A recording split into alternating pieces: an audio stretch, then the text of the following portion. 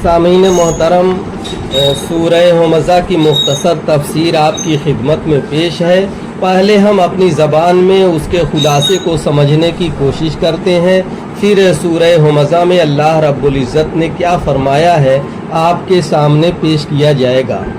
बड़ी ख़राबी है हर ऐसे शख्स के लिए जो पसे पुश्त पीठ पीछे ऐब निकालने वाला हो और रू दर रू यानी सामने ताना देने वाला हो, जो बहुत हिर्स की वजह से, लालच की वजह से माल जमा करता हो और उसकी मोहब्बत और उस पर फ़ख्र करने की वजह से उसको बार बार गिनता हो। इस बर्ताव से मालूम होता है गोया वो ये ख्याल कर रहा है कि उसका माल उसके पास हमेशा रहेगा, यानी माल की मोहब्बत में ऐसा इन्हिमाक रखता हो जैसे वो इसका मोतक़िद है कि वो खुद भी हमेशा रहेगा और उसका माल भी हमेशा यूं ही रहेगा, हालांकि यह माल उसके पास हरगिज़ नहीं रहेगा। वल्लाह वो शख्स ऐसी आग में डाला जाएगा जिसमें जो कुछ पड़े वो उसको तोड़ फोड़ दे।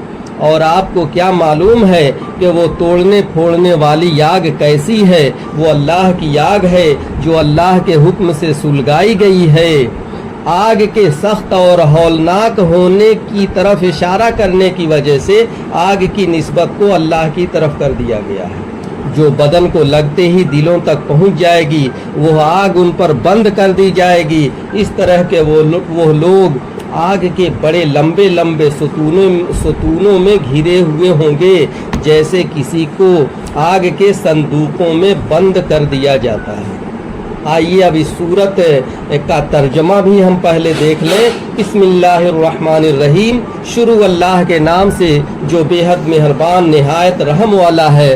वैलुल्ली कुल्ली हुमज़तिल लुमज़ह, खराबी है हर ताना देने वाले, ऐब चुनने वाले की। अल्लज़ी जमा मालन वअद्ददह, जिसने समेटा माल और गिन गिन कर रखा। यहसबु अन्ना मालहू अखलदह, ख्याल करता है कि उसका माल सदा और हमेशा को रहेगा उसके साथ। कल्ला लयुंबज़न्न फिल हुतमह, कोई नहीं वो फेंका जाएगा उस रौंदने वाली में। वमा अदराका मल हुतमह, और तू क्या समझा कौन है वो रौंदने वाली। नारुल्लाहिल मूक़दह, एक आग है अल्लाह की सुलगाई हुई। अल्लती तत्तली अलल अफिदह, वो आग झांक लेती है दिल को। इन्नहा अलैहिम मुसदह, उनको उसमें मूद दिया है। फी आमदिन मुमद्ददह, लंबे लंबे सतूनों में। सामीन मोहतरम, इस सूरत में 3 सख्त गुनाहों पर अज़ाब शदीद की वईद और फिर उस अज़ाब की शिद्दत का बयान है। वो 3 गुनाह ये हैं: हमज़, लम्ज़, जमे माल। हमज़ और लम्ज़ चंद मानी के लिए इस्तेमाल होते हैं। अक्सर मुफस्सिरीन ने जिसको इख्तियार किया है वो ये है कि हमज़ के माने गीबत यानी किसी के पीठ पीछे उसके अयूब का तज़किरा करना है, और लम्ज़ के माना आमना सामने किसी को ताना देने और बुरा कहने के हैं। ये दोनों ही चीज़ें सख्त गुनाह हैं। गीबत की वईदें कुरान और हदीस में ज़्यादा हैं, जिसकी वजह ये हो सकती है कि उसके गुनाह के मशगूल होने में कोई रुकावट सामने नहीं होती है। जो उसमें मशगूल होता है तो बढ़ता ही चला जाता है, इसलिए गुनाह बड़े से बड़ा और ज़्यादा से ज़्यादा होता जाता है। बखिलाफ आमना सामना कहने के कि वहाँ दूसरा भी मुदाफ़ियत के लिए तैयार होता है, इसलिए गुनाह में इम्तिदाद नहीं होता।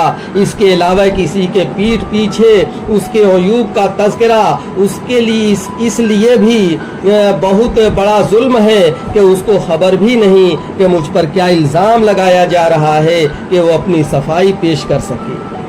और एक हैसियत से लम्ज़ ज़्यादा शदीद है कि किसी के रूबरू किसी के सामने उसको बुरा कहना उसकी तौहीन व तज़लील भी है, और उसके ईज़ा और इसकी ईज़ा और तकलीफ़ भी ज़्यादा सख्त है। इसी एतबार से इसका अज़ाब भी बहुत सख्त है।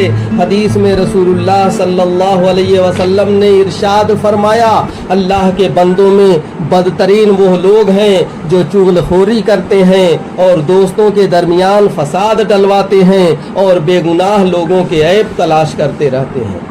تیسری خصلت اور عادت جس پر عذاب کی وعید اس صورت میں آئی ہے وہ مال کی حرص اور محبت ہے۔ اسی کو آیت میں اس طرح سے تعبیر کیا ہے کہ حرص اور لالچ اور محبت مال کی وجہ سے اس کو بار بار گنتا ہے، کیونکہ دوسری آیات و روایات اس پر شاہد ہیں کہ مطلقاً مال کا جمع رکھنا کوئی حرام اور گناہ نہیں۔ اس لیے یہاں بھی مراد وہ جمع کرنا جمع کرنا ہے جس میں حقوق واجبہ ادا نہ کیے گئے ہیں، یا فخر اور تفاخر مقصود ہو، یا اس کی محبت میں منہمک ہو کر دین کی ضروریات سے غفلت ہو۔ تطلع علی الافئدہ یعنی یہ جہنم کی آگ دلوں تک پہنچ جائے گی۔ یوں تو ہر آگ کا خاصہ یہی ہے کہ جو چیز اس میں پڑے اس کے سبھی اجزاء کو جلا دیتی ہے۔ انسان اس میں ڈالا جائے گا تو اس کے سارے اعضاء کے ساتھ دل بھی جل جائیں گے۔ یہاں جہنم کے آگ کی یہ خصوصیت اس لیے بیان فرمائی گئی ہے کہ دنیا کی آگ جب انسان کے بدن کو لگتی ہے تو اس کے دل تک پہنچنے سے پہلے ہی انسان کی موت واقع ہو جاتی ہے، بخلاف جہنم کے اس میں موت تو آتی نہیں، تو دل تک آگ کا پہنچنا بحالت حیات ہوتا ہے اور دل کے جلنے کی اذیت اپنی زندگی میں انسان محسوس کرتا ہے۔ اللہ رب العزت ہم سب لوگوں کو صراط مستقیم پہ چلنے کی توفیق عطا فرمائے اور شریعت مطہرہ پہ عمل کرنے کی سعادت سے سرفراز فرمائے۔